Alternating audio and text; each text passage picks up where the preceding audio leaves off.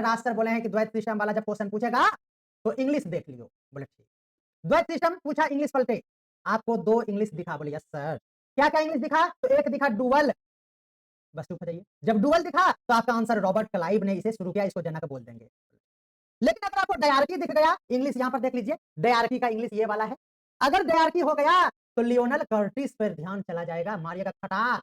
और इससे पहले जो आप को हमें कमेंट करने के लिए दिए थे, उस पर एक बार ध्यान से देखिए।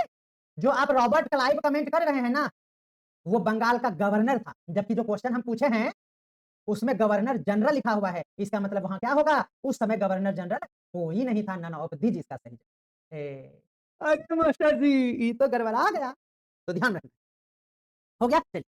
तो हम लोग बात कर रहे थे डुअल की, तो अब आपको समझ में आ गया कि डुअल गवर्नमेंट यानी द्वैत शासन को शुरू करने वाला कौन था, तो रॉबर्ट क्लाइव था। बोलेंगे यस सर।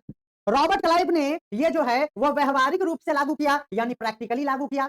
थ्योरेटिकली बाद में लागू हुआ 1919 ईस्वी में, जिस समय गवर्नमेंट ऑफ इंडिया एक्ट आई थी, लियोनेल कर्टिस ने उसे लागू किया।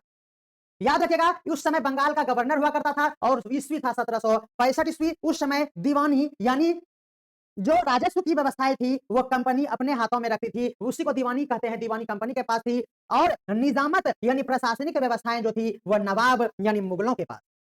ठीक है। डुअल गवर्नमेंट जब पूछा जाएगा, द्वैत शासन को समाप्त किसने किया, लागू तो किया किसने, तो रॉबर्ट क्लाइव ने। जबकि इसे समाप्त कर दिया, हटा दिया, क्योंकि इसमें 2 सिस्टम था, मुगल भी रहेंगे प्रशासनिक रूप से और आर्थिक रूप से यानी पैसे कौड़ी से संबंधित, राजस्व से संबंधित अंग्रेज होंगे, यानी रॉबर्ट क्लाइव उस समय था। ये 2 सिस्टम था। जब अंग्रेज और बलवान हो गया तो क्या जरूरी था, मुगल को तो लात मार के भगा ही दिया। इसका मतलब ये हुआ कि उन्होंने डुअल सिस्टम को समाप्त कर दिया। किसने डुअल सिस्टम को समाप्त किया, तो नाम याद रखिएगा, वारेन हेस्टिंग। क्या होगा, वारेन हेस्टिंग। आपका बिल्कुल सही जवाब हो जाएगा। डुअल सिस्टम को समाप्त करने के लिए उन्होंने वारंट निकाला। वारंट मतलब वारेन हेस्टिंग, आपका बिल्कुल सही।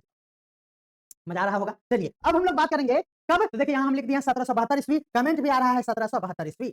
याद रखना है यहाँ पर क्या हुआ, वही हम बता दिए कि डायरेक्ट कंपनी का रूल यहाँ पर प्रारंभ होता है, जहां पर मुगलों का कोई भी अब प्रशासनिक रूप से दायित्व नहीं था, उन्हें खदेड़ कर भगा दिया गया। यानी ये मानिए कि उस समय अब मुगल बहुत कमजोर पड़ गया। समझ में आ गया।